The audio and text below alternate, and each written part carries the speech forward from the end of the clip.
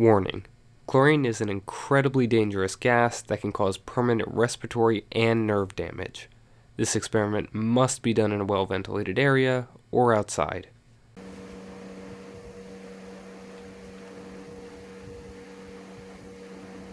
Today, I'll be synthesizing and condensing chlorine gas in its elemental form and performing a couple of experiments with it. Because chlorine is a gas at room temperature, I needed an apparatus that could both synthesize and condense the gas, which you can see here.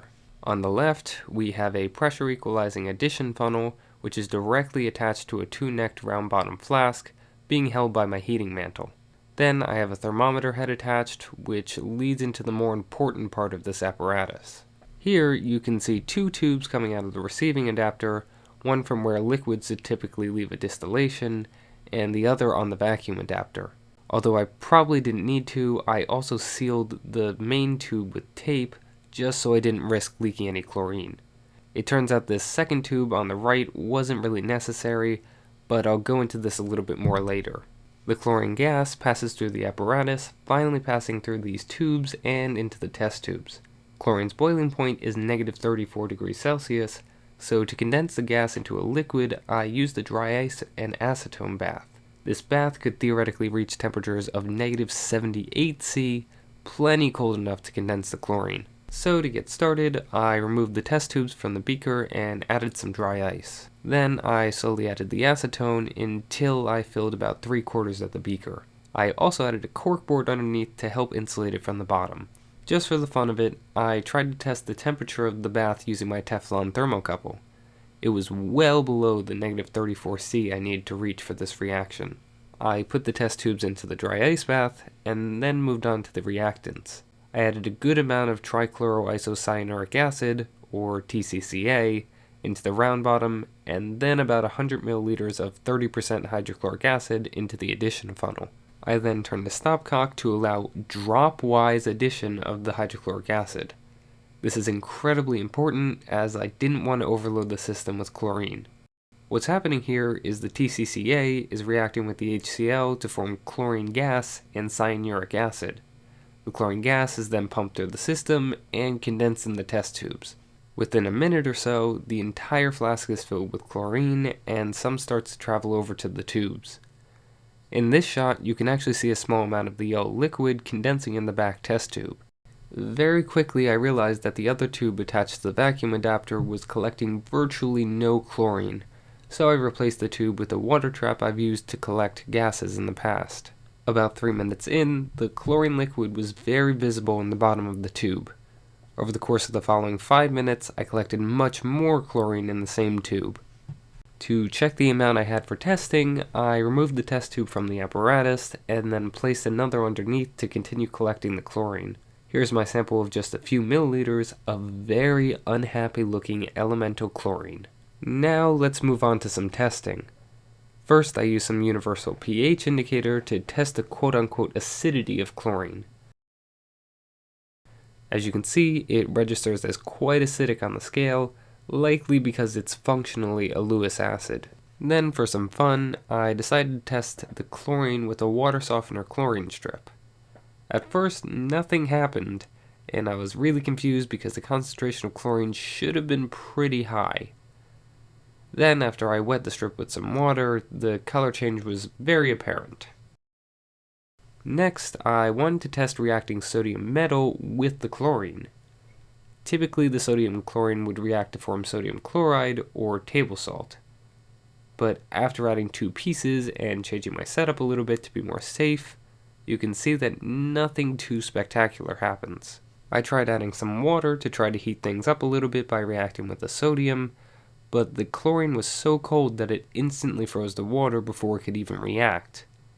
Although this failed, it's interesting to see how dense chlorine liquid is compared to both sodium and water. I was really determined though to get some salt, so I gave it another go with far less chlorine in the tube.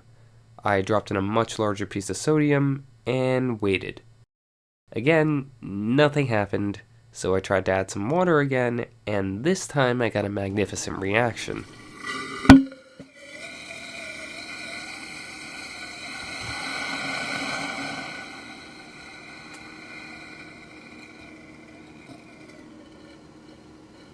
The white smoke that you see is actually sodium chloride dust, which forms by the reaction of the two elements. The flame traveling up and down the test tube, however, I'm not really sure what caused that, even though it was super interesting. Although this reaction was nice, I decided it wasn't good enough for me. I wanted to see it in more detail, so I got a flask, dropped in a piece of sodium, and then dumped a tube of chlorine inside. Again, for the longest time, nothing happened, so I added some water to get things started.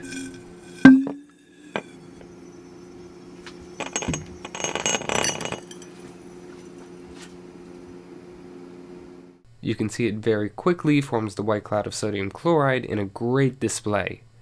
Some could actually be seen on both the watch glass and the sides of the flask afterwards. Afterwards, I stepped outside and placed a bunch of magnesium clippings into the bottom of a beaker. I lit up a sparkler and threw it inside, and tossed in half of my remaining chlorine. I played no tricks with the saturation of this video. The smoke being produced was actually an orange-red color. I really have no idea why this happened though, because magnesium salts tend to glow white when they're ignited.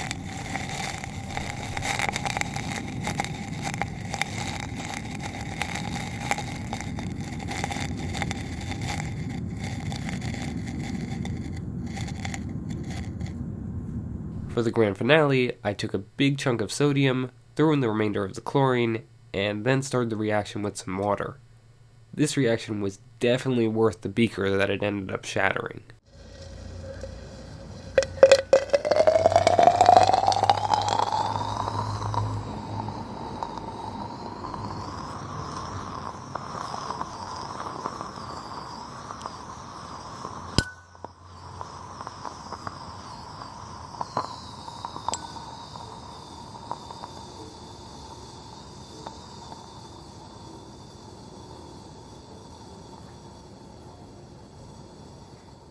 While this reaction finishes up, because it lasted over 2 minutes, I want to talk a little bit about this channel. I've gone missing for the last couple of months video-wise, and it's because I'm back in college. As you can see though, I have a brand new setup and plenty of new experiments I'd like to run. Thank you to those of you who stuck around while I was in this break, and thank you to the new subscribers who have appeared during this break. I'm going to try my best to make intermittent videos while I'm at school. If you're interested in this type of content and would like to support the production of videos like these, feel free to visit my Patreon page that I recently set up. Much like other YouTubers though, this is entirely optional and you can always view my content here on YouTube for free. As always, thank you so much for watching, and thanks for sticking around for such a long video. I'll see you in the next one.